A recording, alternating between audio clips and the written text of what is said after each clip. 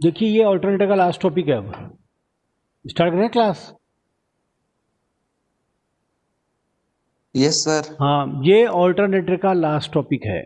अब पिछली बार मैंने आपको ये बताया था कि यदि ऑल्टरनेटर का एक्साइटेशन ही हम चेंज करते हैं तो ऑल्टरनेटर की जो दोनों ऑल्टरनेटर चल रहे हैं तो उनकी लोडिंग के ऊपर क्या इफेक्ट पड़ेगा, कौन सा ऑल्टरनेटर कितना लोड लेगा, किसका पावर फैक्टर बढ़ जाएगा, किसका करंट कम हो जाएगा, किसका ज़्यादा हो जाएगा।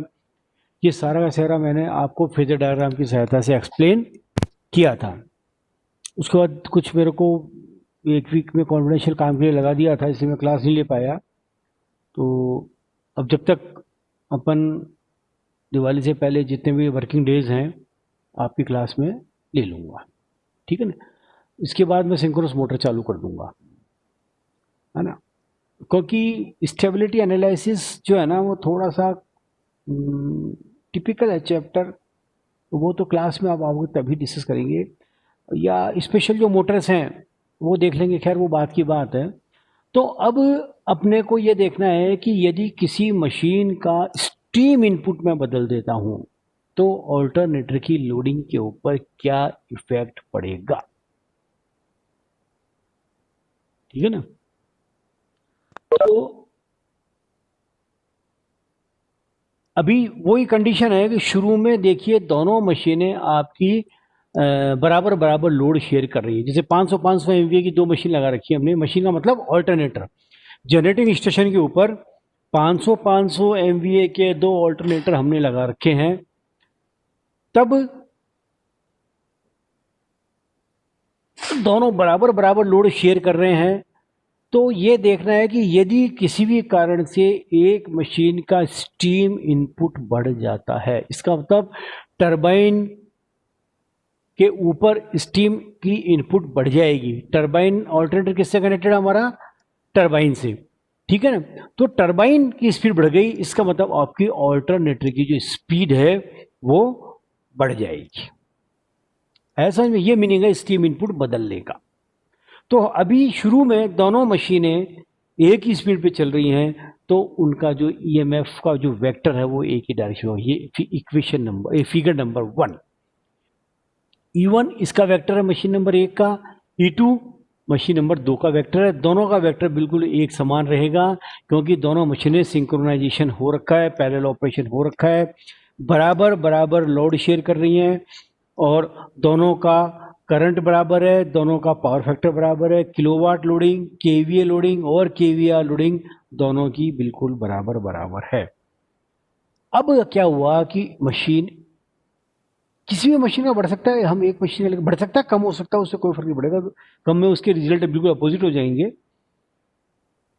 तो मशीन एक का स्टीम इनपुट बढ़ गया, सपोज कीजिए मशीन एक का इनपुट स्पीड बढ़ गया। आवाज आ रही है ना,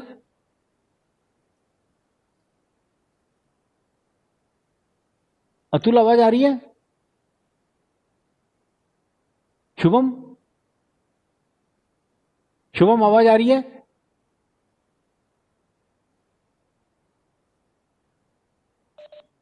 आवाज आ रही है ना। Yes sir. हाँ, बीच में क्या आवाज यस सर। आना बंद हो गई थी।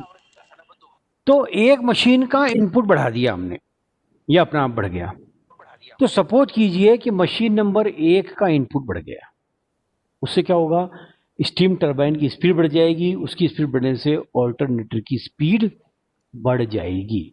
जैसे ऑल्टरनेटर 1 नंबर की बात करूं, मशीन नंबर 1 की स्पीड बढ़ जाएगी, तो बढ़ जाएगी तो उसका वेक्टर पहले के की तुलना में थोड़ा सा आगे हो जाएगा। ये देखिए ये आगे हो गया आगे थोड़ा सा, ठीक है ना।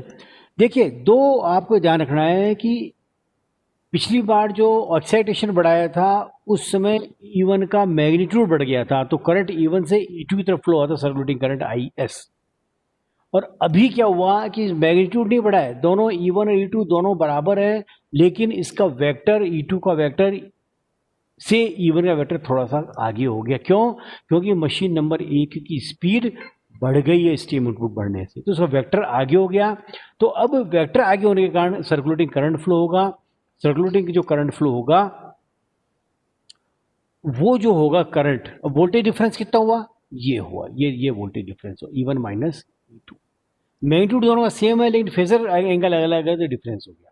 और ये मैंने आपको बताया था पिछली बार भी जब एक्साइटेशन का किया था कि क्योंकि सिंक्रोनस मशीन के अंदर जो जेडएस होती है उसमें मैक्सिमम पोर्शन रिएक्टेंस का होता है, सिंक्रोनस रिएक्टेंस का होता है, आर्मेचर रेजिस्टेंस का मान बहुत कम होता है, इसलिए जो सर्कुलेटिंग करंट है वो वोल्टेज से लगभग 80 से 85 डिग्री पीछे होगा। तो यहाँ पर ये वोल्टेज डिफरेंस ये है तो इससे करंट ये लगभग 80 से 85 डिग्री पीछे होगा IS, इससे पीछे होगा IS, पीछे होगा वोल्टेज डिफरेंस। तो कितना डिग्री, ये 80 से 85 डिग्री, ये 80 से 85 डिग्री पीछे हो रहा है। ठीक है, इसका मतलब 20 मिनट बाद आना, ये 80 से 85 डिग्री है आपकी, ठीक है ना। तो IS का जो वेक्टर होगा वो इस वोल्टेज से 80 से 85 डिग्री पीछे होगा। क्यों, क्योंकि इसके अंदर मैक्सिमम पोर्शन रिएक्टेंस का है। अब आप देखिए इस डायग्राम को देखिए, डायग्राम नंबर 2 को देखिए आप, ये इंपॉर्टेंट डायग्राम है, ठीक है ना। This angle is 82-85 degree, this one. एक चीज इस डायग्राम से क्लियर हुई है कि E1 और IS दोनों लगभग समानांतर हैं। E1 और IS दोनों लगभग समानांतर हैं, तो इसका मतलब ये है दोनों सेम फेज में हैं। E1 और IS दोनों सेम फेज में हैं। ये चीज समझ में आ रही है, क्लियर बिल्कुल। इसका मतलब इन दोनों के बीच में फेज एंगल कितना है, 0। तो इसके कारण जो पावर डेवलप होगी, किसके कारण, IS के कारण।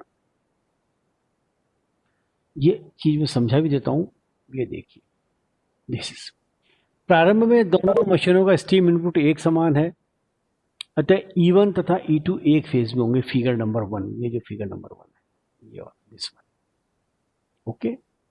अब एक फेज में होंगे तथा ऑल्टरनेटर या मशीन्स एक समान लोड वहन कर रही हैं, फिगर नंबर 3, ये फिगर नंबर 3। ये केवीए ट्राइंगल है, दोनों का किलोवाट बराबर है, दोनों का केवीआर बराबर है, दोनों का केवीए बराबर है। तो मशीन नंबर 1, ये मशीन नंबर 2, फिगर में थोड़ा सा डिफरेंस दिख रहा है, आप जब स्केल से बनाए तो बराबर बराबर बनाइए इसको। तो किलोवाट 1 इस मशीन का, किलोवाट 2 दोनों बराबर हैं। केवीए 1 केवीए 2, ये सॉरी केवीए 1 केवीए 2 दोनों का बराबर है, केवीआर 2 दोनों बराबर है, और थीटा थीटा दोनों का पावर फैक्टर बराबर है। मींस दोनों मशीनें बराबर बराबर लोड शेयर कर रही हैं, दोनों का पावर फैक्टर बराबर है। अब जब मशीन 1 का स्टीम इनपुट हमने बढ़ा दिया, अब यदि मशीन 1 का स्टीम इनपुट बढ़ा देते हैं तो उसकी स्पीड बढ़ जाएगी तथा उसका रोटर पहले की तुलना में थोड़ा सा आगे हो जाएगा, जैसा कि चित्र 2 में बताया गया है। ये 2 में फिगर बताया, दिस वन, मैंने आपको पहले डिस्कस कर लिया ये, ठीक है। तो ये फिगर आपके जब एक मशीन का इनपुट बढ़ा देता हूं, मशीन नंबर 1 का, ओके। सो क्या होगा, थोड़ा सा आगे हो जाएगा जैसा चित्र 2 में बताया गया। इस कारण से एक स्थानीय सर्कुलेटिंग करंट IS फ्लो होगा। इस बार जो IS फ्लो हो रहा है ना, वो दोनों EMF के फेजर डिफरेंस के कारण हो रहा है। एक्साइटेशन में जो हुआ था वो दोनों के मैग्नीट्यूड के डिफरेंस के कारण हो रहा था। ये बेसिक डिफरेंस है दोनों के अंदर, ठीक है। चित्र 2 से यह स्पष्ट है कि E1 तथा IS लगभग एक ही फेज में होंगे। तो सर्कुलेटिंग करंट और E1 लगभग एक ही फेज में होंगे, दोनों के बीच में पावर, दोनों के बीच का एंगल कितना होगा, लगभग 0 डिग्री होगा। 0 डिग्री होगा तो एक्टिव पावर होती है VI cos थीटा और रिएक्टिव पावर होती है VI sin theta. Theta in the case, इस केस में कितना है, 0 डिग्री। तो एक्टिव पावर तो बढ़ जाएगी तो VI cos थीटा होती है, लेकिन रिएक्टिव पावर होती है VI sin थीटा। थीटा लगभग 0 है तो VI sin थीटा लगभग 0 होगा। इट मीन्स आपको समझना पड़ेगा, अतः मशीन 1 की एक्टिव पावर बढ़ जाएगी लेकिन रिएक्टिव पावर पर प्रभाव नगण्य होगा। समझ में आ गया क्या? तो ये क्लियर है कि जिस मशीन की स्टीम इनपुट बढ़ रही है उस मशीन का एक्टिव पावर बढ़ जाए। और चूंकि रिएक्टिव पावर प्रभाव नगण्य होगा, क्यों नगण्य होगा? क्योंकि एंगल कितना है, 0 डिग्री है, तो रिएक्टिव पावर होती है वी साइन थीटा। प्रभाव साइन थीटा की वैल्यू लगभग 0 होगी तो पावर रिएक्टिव लगभग 0 होगी। इस कारण से IS के कारण से तो मशीन की लोडिंग के ऊपर रिएक्टिव पावर लगभग बराबर रहेगी, इन एक्टिव पावर बढ़ जाएगी। चित्र 4 में बताया गया है अल्टरनेटर की लोडिंग के बदलाव को।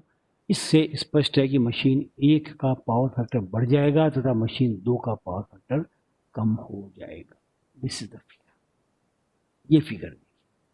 अब देखिए क्या होगा, अब ये जो ऊपर वाला जो फिगर था ना, ये वाला, ये तो बराबर बराबर है। अब देखिए किलोवाट लोड दोनों मशीनों के ऊपर बराबर है। We can not change kilowatt load. हम जो कंज्यूमर हैं तो लोड तो हमको क्या लेना देना, तुम स्टीम बढ़ा रहे हो, एक्साइटेशन बढ़ा रहे हो, कुछ भी बढ़ाते रहो तुम, तो हमें इससे कोई कंसर्न नहीं है।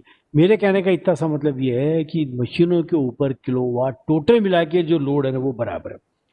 500 किलोवाट है, दोनों मशीनों में 500 किलोवाट है। पहले दोनों 250 ले रही थी, लेकिन अब क्या हुआ, मशीन एक की एक्टिव पावर बढ़ गई तो वो 250 की जगह उसका 290 ले, 300 ले, तो इसका किलोवाट बढ़ जाएगा। ये बढ़ गया किलोवाट। जैसे किलोवाट बढ़ेगा तो ये जो केवी की जो लाइन पहले बराबर थी ये थोड़ी सी, तो केवीआर तो बराबर है, थोड़ी सी अंदर की तरफ शिफ्ट हो जाएगी, अंदर की तरफ शिफ्ट होगी, तभी ये बढ़ेगा।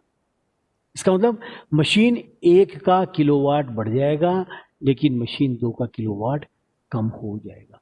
जो मशीन 1 का केवीए बढ़ जाएगा किलोवाट बढ़ने से, ये तो बराबर है दोनों के लिए केवीएआर।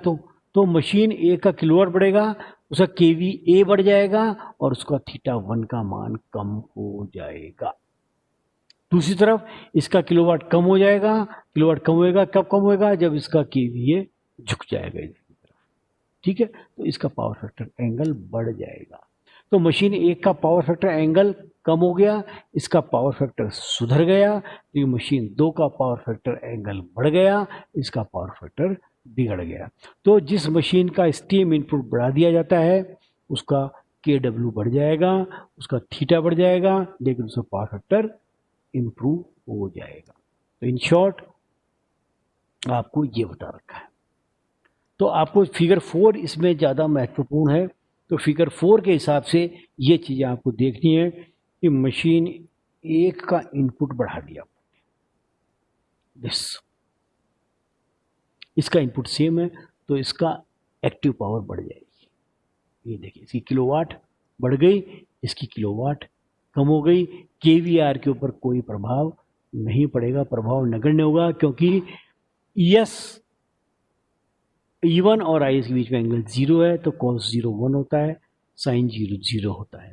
तो मशीन 1 जिसकी स्टीम इनपुट बढ़ा दी उसका पावर फैक्टर एंगल कम हो जाएगा। ये देखिए पावर फैक्टर एंगल कम हो गया इसका, तो उसका पावर फैक्टर बढ़ जाएगा, किलोवाट बढ़ जाएगा, केवीआर में प्रभाव नगण्य होगा। और जब किलोवाट बढ़ रहा है, केवीआर कांस्टेंट है, तो केवीए बढ़ जाएगा।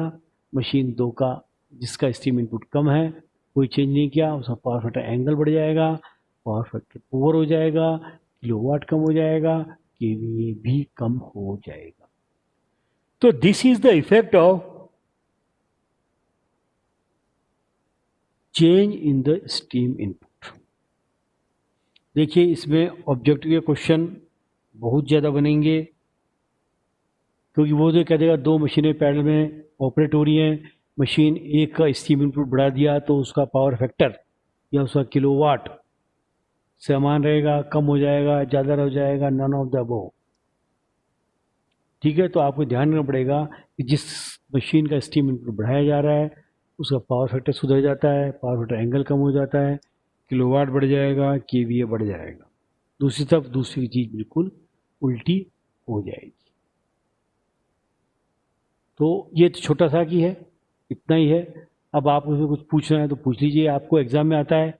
ये diagram figure number 1, figure number 2, figure number 3 और फिगर नंबर 4।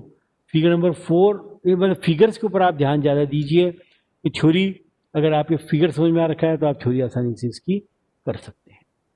तो ये ऑल्टरनेटर पूरा ख़त्म हो गया है। अब कल हम नेक्स्ट टॉपिक चालू करेंगे सिलेबस के हिसाब से। तो आपकी जो टॉपिक है वो सिंक्रोनस मोटर है। तो मैं देख लेता हूँ, सिंक्रोनस मोटर हम चालू कर देंगे इसको। आप लोग कुछ पूछना है तो पूछ लीजिए आप इसके, अदरवाइज स्टॉप द क्लास। आज थोड़ा थोड़ा लेक्चर कम ही हुआ है क्योंकि छोटा सा टॉपिक है। अब नया टॉपिक मशीन मोटर जो है वो हम कल से चालू करेंगे। कोई डाउट है क्या भाई? Any doubt? हेलो हाँ हेलो, बोलो शुभम। सर, स्टीम इनपुट बढ़ाने का मतलब तो है कि उसका जो स्टीम जो इनपुट बढ़ा। शाफ्ट से कनेक्टिंग भाई स्टीम कहाँ से आ रही है आपके बॉयलर से? बॉयलर से स्टीम आ रही है ना? हाँ आ कहाँ रही है? टरबाइन के ऊपर। टरबाइन किससे कनेक्टेड है? ऑल्टरनेटर से। और तो स्टीम इनपुट बढ़ गया मतलब बॉयलर से स्टीम ज़्यादा ही, तो टरबाइन ज़्यादा तेज गति से चलेगा। टरबाइन ज़्यादा तेज गति से चलेगा तो उसका ऑल्टरनेटर का रोटर भी ज़्यादा तेज गति से चलेगा। ये स्टीम इनपुट का मतलब है। सर जो एक्साइटेशन था वो फील्ड में जो ऊपर अपन ने लगा रखा था उसको बढ़ाएंगे। हाँ, फील्ड डीसी फील्ड जो लगा रखा है ना ऑल्टरनेटर के ऊपर अपने रोटर के ऊपर, हाँ तो उसका इनपुट बढ़ा दिया मतलब एक्साइटेशन का वोल्टेज बढ़ा दिया। अच्छा। ये है। और सर जो आपने वो अभी थोड़े दिन पहले करवाया था ये क्लास खत्म कर दूं मैं एक बार, रिकॉर्डिंग चल रही है, रिकॉर्डिंग खत्म कर दूं, उसके बाद तुम फोन कर लेना आराम से मेरे को मोबाइल के ऊपर, मैं तुमको समझा दूंगा। स्क्रीन तुम आना, तुम्हारा डायग्राम खोल के रखना बस, ठीक है ना? सर हाँ डायग्राम खोल के रख लेना, उसमें मैं आपको सारी चीज़ एक्सप्लेन कर दूंगा। मेरे पास भी डायग्राम खुला रहेगा तो मैं आपको एक्सप्लेन कर दूंगा, ठीक है? ओके, क्लास बंद कर रहा हूँ मैं।